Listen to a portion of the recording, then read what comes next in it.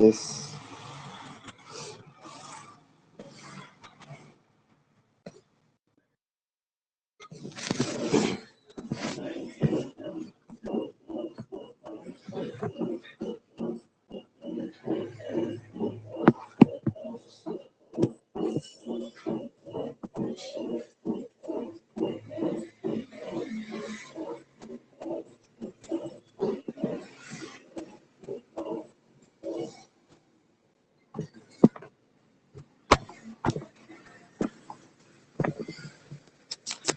Yes.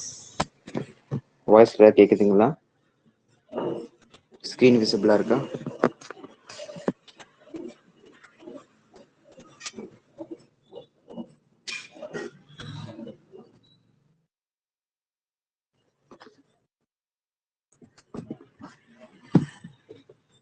So இப்போ இந்த D and F block எலமெண்ட்ஸோட கண்டினியூஷன் தான்.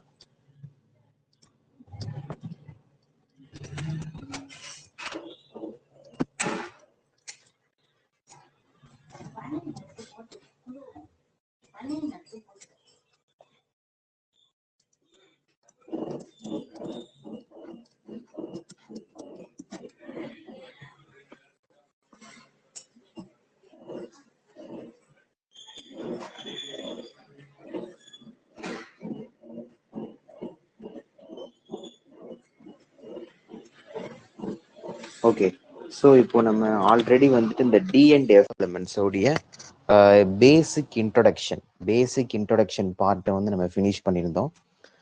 ஸோ இப்போ வந்துட்டு பார்த்தீங்கன்னா ஸோ அதோடைய ஸோ நார்மல் கான்செப்ட்ஸ் ஓகேவா, உங்கள் புக்கில் இருக்கக்கூடிய ஒவ்வொரு கண்டென்ட்டையுமே நம்ம என்ன பண்ணலாம் அப்படின்னாக்கா we can see one by one.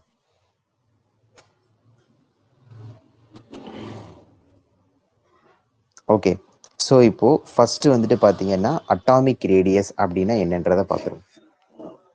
So note பண்ணிக்கோங்க. ஃபர்ஸ்ட் ஒன் நிமிஷம்.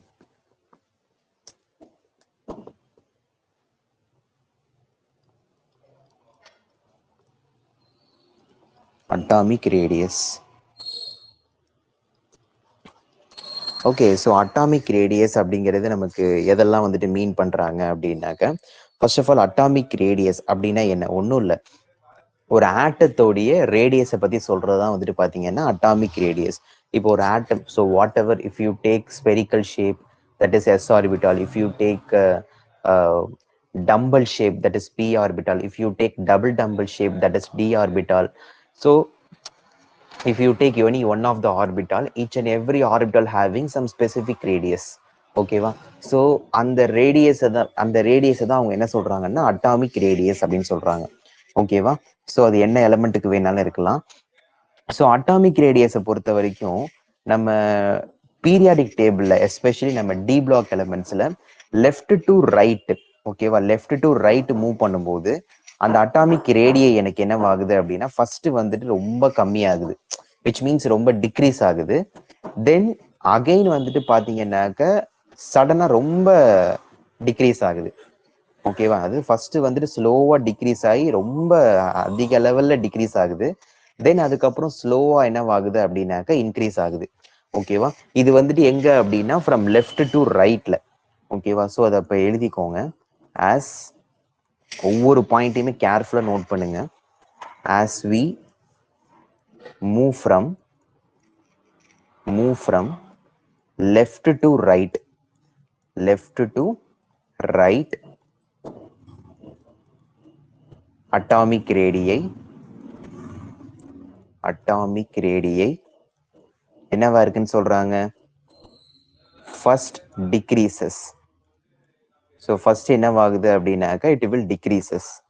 எவ்வளவு, ரொம்ப அதிகமா, லார்ஜ்லி. தென் அதிகமாவே டிக்ரீஸ் ஆகுது. Then decreases slowly and increase in the end of the series. End of the சீரீஸ்னாக்க இப்போ நம்ம 3D series, 4D series, 5D series, 6D series இந்த மாதிரிலாம் படிச்சிருப்போம் இல்லையா. ஸோ அந்த சீரீஸ்ல, ஓகேவா, ஸோ அந்த சீரீஸ்ல தான் நம்ம சொல்றோம். இப்போ மெயினாக வந்துட்டு பார்த்தீங்கன்னா இப்போ நம்மளுக்கு வந்துட்டு 3D சீரீஸ் அப்படின்ட்டு ஒன்று இருக்கு. இப்போ 3D சீரீஸ்ல தான் வந்துட்டு பார்த்தீங்கன்னாக்கா ஸ்கேண்டியம், இட்ரியம், ஓகேவா? ஸோ இந்த மாதிரிலாம் இருக்கும். இப்போ நீங்கள் 4D சீரீஸ்னு எடுத்துக்கிட்டீங்கன்னா டைட்டானியம், நியோபியம், டான்டனம், டுபீடியம் இது மாதிரிலாம் இருக்கும். நெக்ஸ்ட் 5D சீரீஸ்னு எடுத்துக்கிட்டீங்கன்னா குரோமியம், மாலிப்டனம், டங்ஸ்டன், சீபோகம் இந்த மாதிரிலாம் இருக்கும். நெக்ஸ்ட் வந்துட்டு 6D சீரீஸ் அப்படின்னு எடுத்துக்கும் போது ஸோ இந்த மாதிரி ஒவ்வொன்றுத்துக்கும் ஒன்று நான் உங்க நோட்ஸ்ல வந்துட்டு தனித்தனியாக கொடுத்துருப்போம். ஸோ இப்போ இதுல என்ன அப்படின்னா இந்த மாதிரி லெஃப்ட் டு ரைட் மூவ் பண்ணும்போது எனக்கு அட்டாமிக் ரேடியை எனக்கு என்னவாகுதுன்னு சொல்றாங்க. ஃபர்ஸ்ட் வந்துட்டு சடனா என்னவாகுது, கம்மியாகுது. தென் அதுக்கப்புறம் ஸ்லோவா என்னவாகுதுனாக்கா கம்மியாகுது. அதாவது ஃபர்ஸ்ட் ரேடியஸ் டிக்ரீசஸ் லார்ஜ்லி, ஓகேவா? ஃபர்ஸ்ட் ரொம்ப சடனா என்னவாகுது, கம்மியாகுது. தென் டிக்ரீசஸ் ஸ்லோலி, அதுக்கப்புறம் ரொம்பவே கம்மியா என்னவாகுதுனாக்க டிக்ரீஸ் ஆகுது. அதுக்கப்புறம் சடனா இன்க்ரீஸ் ஆகுது அந்த அட்டாமிக் ரேடியை. சரியா? ஸோ அதுதான் வந்துட்டு இந்த இடத்துல மீன் பண்றாங்க. ஸோ இதை வந்துட்டு நம்ம என்ன சொல்லணும் அப்படின்னாக்க ஒரு இதுல நம்ம சொல்லுவோம். இப்போ இந்த டிக்ரீசஸ் எல்லாம் ஆகுது இல்லையா, இதெல்லாம் என்ன ரீசன் அப்படின்னு சொல்லும்போது, ஸோ இதுக்கு என்ன ரீசன் அப்படின்னு பாத்தீங்கன்னா, reason the decrease in atomic radii. எதனால வந்துட்டு அட்டாமிக் ரேடியை டிக்ரீஸ் ஆகுதுங்கிறத தெரிஞ்சுக்கோங்க. The decrease in atomic radii in the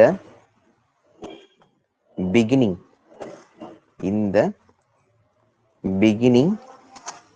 is due to the increase in effective nuclear charge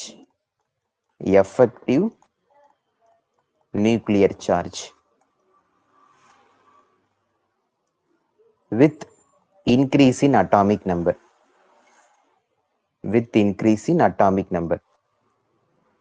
so என்ன ரீசனால நம்மளுக்கு லெஃப்ட் டு ரைட் வந்துட்டு அட்டாமிக் ரேடியை கம்மி ஆகுது அப்படிங்கிறதுக்கு என்ன மீனிங் அப்படின்னு பார்த்தீங்கன்னா, ரீசன் வந்துட்டு due to increase the effective nuclear charge.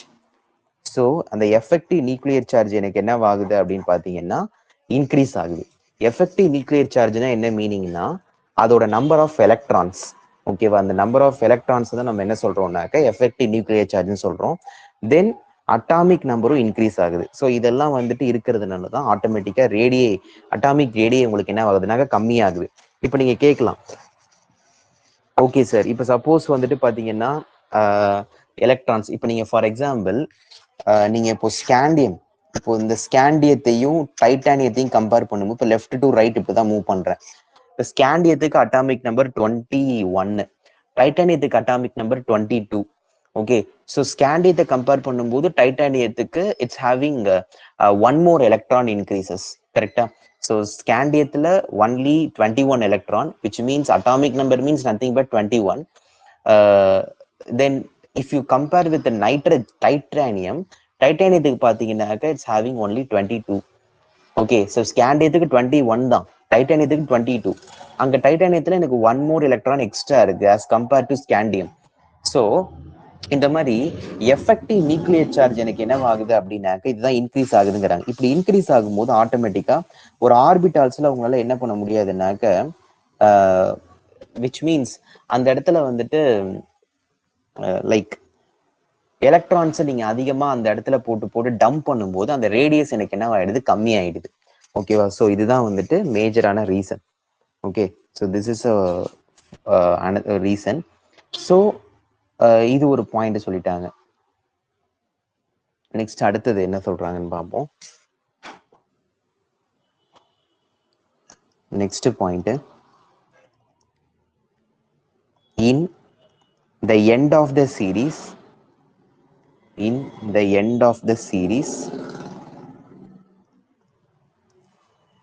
electron repulsion.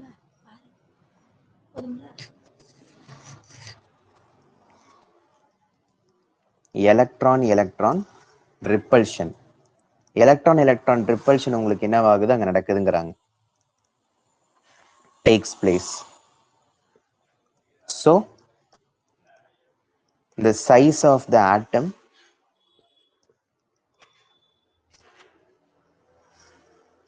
increases. Okay, size of the atom increases. புரியுதா? ஸோ இது ஒரு பாயிண்ட். ஓகே, ஸோ இப்போ ஃபார் எக்ஸாம்பிள் இப்போ நான் ஒரு கிராஃப் சின்னதாக ஒன்று வரைஞ்சிக்கிறேன். இது என்னத்துக்குனாக்கா அட்டாமிக் நம்பருக்கு. இப்போ இசட்டுங்கிறது அட்டாமிக் நம்பர். ஸோ இது வந்துட்டு பார்த்தீங்கன்னா ரேடியஸுக்கு. ஸோ ரெண்டுத்துக்கும் நான் கிராஃப் வரைஞ்சிக்கிறேன். ஸோ இந்த மாதிரி. ஓகே, ஸோ இப்போ இந்த மாதிரி நம்ம கிராஃப் வரையும் போது எனக்கு கிராஃப் வந்துட்டு ஃபர்ஸ்ட் எப்படி ஆகுதுன்றத பாருங்க. ஸோ இந்த மாதிரி எனக்கு இதாகுது. ஓகே, ஸோ இப்போ இதில் வந்துட்டு பார்த்தீங்கன்னா ஃபர்ஸ்ட் நான் இப்போ ஒரே ஒரு இதுக்கு மட்டும் கொடுத்துருக்கேன். பட் நோட்ஸில் உங்களுக்கு எல்லாமே இருக்கும். ஃபர்ஸ்ட் ஒன்றத்தை மட்டும் சொல்லி காமிக்கிறேன். Scandium, titanium, vanadium, chromium, manganese, iron, cobalt, nickel, copper, zinc. So இப்போ இதில் இந்த கிராஃப் நீங்கள் பார்த்தீங்கன்னா உங்களுக்கு தெரியும். ஸோ ஃபர்ஸ்ட் வந்துட்டு உங்களுக்கு என்ன ஆகுது? Scandium, titanium, vanadium, chromium, manganese வரைக்கும் ரொம்ப லார்ஜா கம்மியாகுது. தென் நிக்கல், காப்பர் ஜிங்க்லாம் போகும்போது அது சடனா உங்களுக்கு என்ன ஆகுதுனாக்கா இன்க்ரீஸ் ஆகுது. சரியா? ஸோ இதை தான் அவங்க என்ன சொல்றாங்கன்னாக்க இந்த அட்டாமிக் ரேடியஸ்ல இருக்கக்கூடிய ஒரு மேஜரான ஒரு பாயிண்ட். ஓகேவா? ஸோ இதை கம்பல்சரி தெரிஞ்சுக்கணும். Okay, one minute.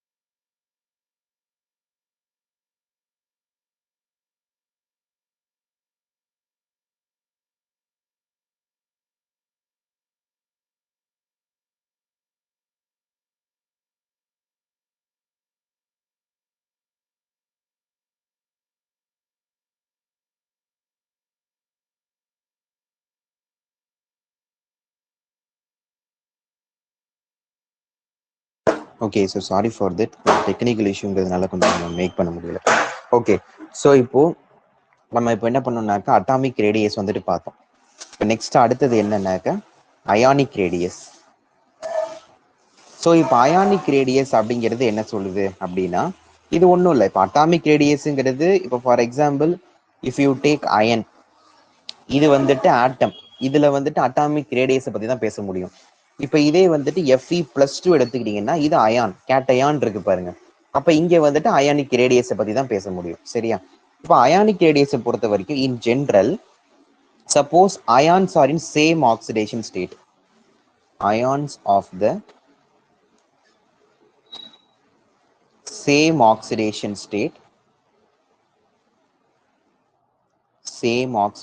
state in a given series show progressive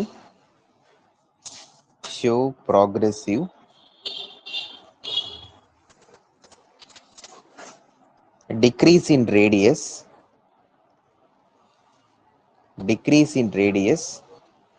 with increase in atomic number.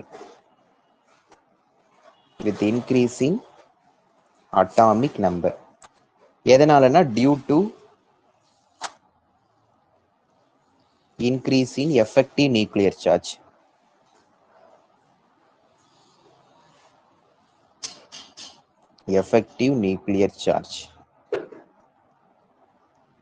So நல்லா தெரிஞ்சுக்கோ, திரும்பவும் சொல்றேன். அயான்ஸ் வந்துட்டு சப்போஸ் எனக்கு சேம் ஆக்சிடேஷன் ஸ்டேட்ல இருக்கு. இப்போ ஃபார் எக்ஸாம்பிள் Fe+2 இருக்கு, Fe+3 இருக்கு. சப்போஸ் இந்த மாதிரி இருக்குன்னு வச்சுக்கோங்க. இதுல increase in atomic number due to the, இப்போ அயான்ஸ் வந்து இப்போ இதுக்கு நான் இன்னொன்னு சொல்றேன், சாரி சேம் தானே. இப்போ சப்போஸ் Fe+2 இருக்கு, கோபால்ட்+2 இருக்கு. இப்போ இந்த இடத்துல வந்துட்டு பாத்தீங்கன்னா இதுவும் சேம் ஆக்சிடேஷன் ஸ்டேட் தான், இதுவும் சேம் ஆக்சிடேஷன் ஸ்டேட், +2+2 கரெக்டா இருக்கு. இப்போ இந்த மாதிரி இடத்துல எனக்கு என்ன ஆகுதுன்னா டிக்ரீஸ் இன் ரேடியஸ். ஓகேவா? எப்படி டிக்ரீஸ் இன் ரேடியஸ்னா அயானிக் ரேடியஸ் எனக்கு டிக்ரீஸ் ஆகுமா? எப்பெல்லாம் அட்டாமிக் நம்பர் இன்க்ரீஸ் ஆகுதோ அப்ப எனக்கு என்னவாகும்? ரேடியஸ் வந்துட்டு டிக்ரீஸ் ஆகும். அப்போ அயனுக்கு வந்துட்டு பாத்தீங்கன்னா அட்டாமிக் நம்பர் 26, கோபால்ட்டுக்கு வந்துட்டு 27. ஸோ இப்போ இதுக்கு தான் அட்டாமிக் நம்பர் அதிகம். பட் ஆக்சிடேஷன் ஸ்டேட் +2+2 இருக்கிறதுனால அட்டாமிக் நம்பரை வச்சு சொல்றேன். அப்ப 27 தான் உங்களுக்கு அதிகம். அப்ப இதுக்கு தான் உங்களுக்கு அட்டாமிக் ரேடியஸ், அயானிக் ரேடியஸ் ரொம்பவே கம்மியா இருக்கும். அப்போ ஆட்டோமேட்டிக்கா Fe+2 தான் அதிகமா இருக்கும். ஓகேவா? ஸோ இந்த மாதிரி. ஓகே சார், இப்போ சப்போஸ் வந்துட்டு பாத்தீங்கன்னா Fe+2வும் Fe+3யும் கொடுத்தாங்கன்னா எதுக்கு வந்துட்டு சார்ஜ் கம்மியா இருக்குன்னு பாருங்க. இப்ப இதுக்குதான் சார்ஜ் கம்மியா இருக்கு, இதுக்கு தான் அயனிக் ரேடியை வந்துட்டு அதிகமா இருக்கும். சரியா? This is more ionic ரேடியை. புரியுதா? ஸோ இதுதான் நம்ம சொல்றது. ஓகே, ஸோ இதை வந்து நல்லா ஞாபகத்துல வச்சுங்க. ஸோ அதாவது ஷார்ட்கட்டை நம்ம என்ன தெரிஞ்சுக்கணும் அப்படின்னா, ionic radius is inversely proportional to 1 by oxidation state. 1 by oxidation state, which means ionic radius வந்துட்டு இன்க்ரீஸ் ஆனிச்சுன்னா ஆக்சிடேஷன் ஸ்டேட் எனக்கு என்ன ஆகணும்? கம்மியா இருக்கணும். புரியுதா? So ionic radius, oxidation state எப்போ கம்மியா இருக்கும் அப்போதான் அயனிக் ரேடியஸும் அதிகமா இருக்கும். ஸோ அதை கண்டிப்பா தெரிஞ்சுக்கணும். சரியா? Next concept melting and boiling point.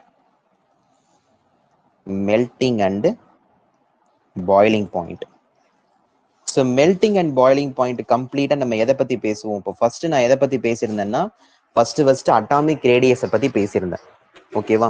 Atomic ரேடியஸ்ல நம்ம என்ன பத்தி பேசியிருந்தோம்? ஜென்ரலா நம்ம எதை பத்தி வந்துட்டு பேசியிருந்தோம் அப்படின்னா 3Dலேருந்து 3D 4D 5D 6D series, அது மாதிரி லெஃப்ட் டு ரைட் மூவ் பண்ணும்போது அட்டாமிக் ரேடியஸ் எனக்கு என்னவா இருக்கு? ஃபர்ஸ்ட் எனக்கு எப்படி இருக்கு அப்படின்னா ஸ்லைட்டா டிக்ரீஸ் ஆகுது, அதுக்கப்புறம் லார்ஜா டிக்ரீஸ் ஆகுது, அதுக்கப்புறம் வந்துட்டு சடனா இன்க்ரீஸ் ஆகுது.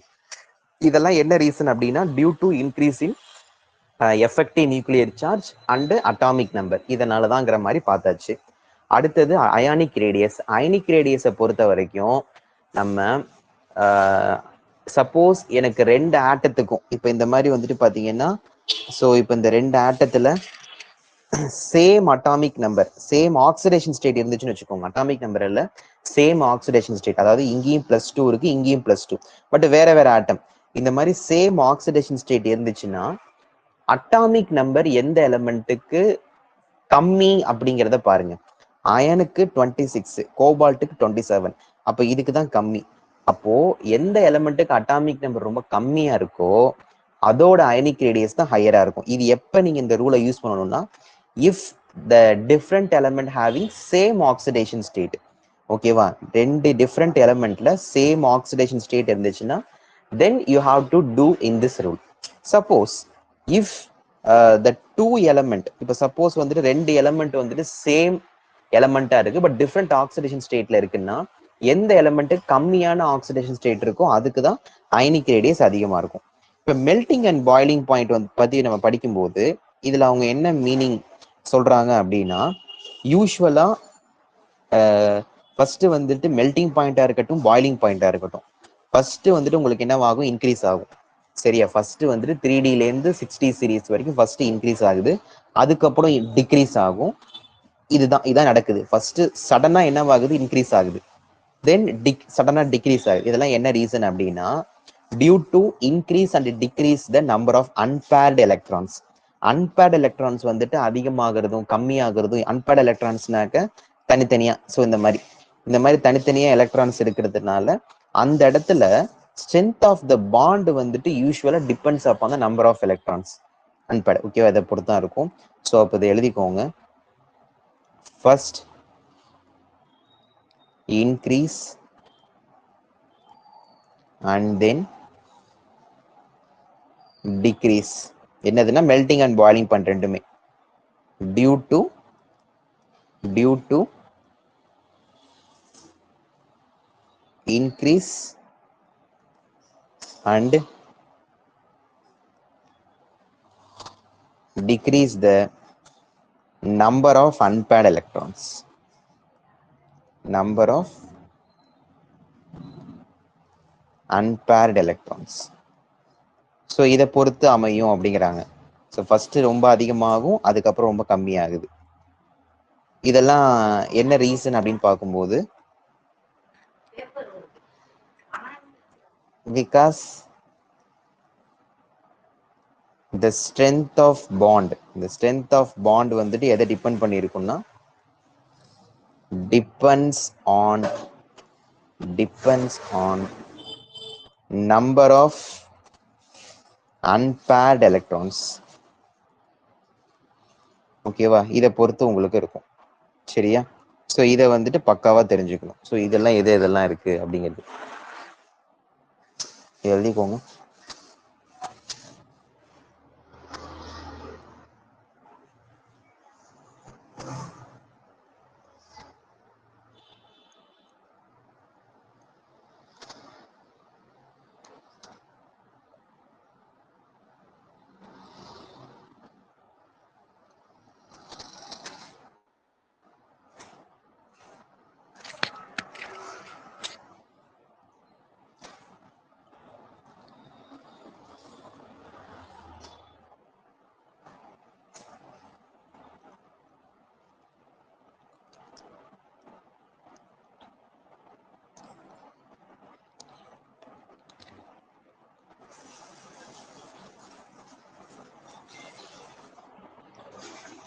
ஓகே, ஸோ இப்போ இதில் ஒரு சில எக்ஸ்பெரிமெண்டல் எவிடன்ஸ் கொடுக்குறேன், அதை அப்படியே நோட் பண்ணிக்கோங்க.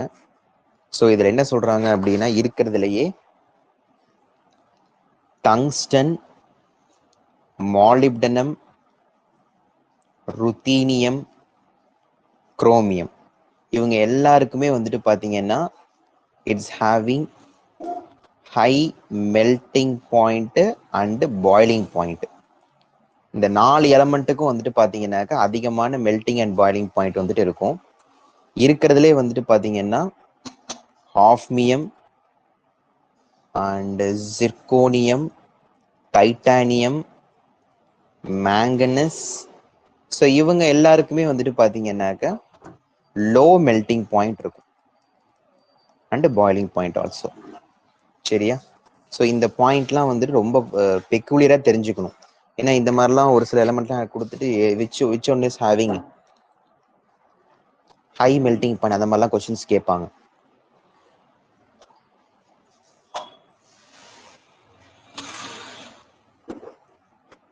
Next page. நெக்ஸ்ட் அடுத்தது வந்துட்டு பாத்தீங்கன்னா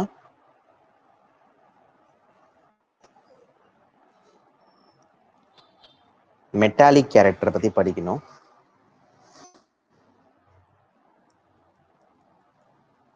மெட்டாலிக் கேரக்டர்னா டி பிளாக்ல இருக்கிற எல்லா மெட்டல்ஸ் எல்லா எலமெண்ட்ஸுமே வந்துட்டு மெட்டல்ஸ் தான்.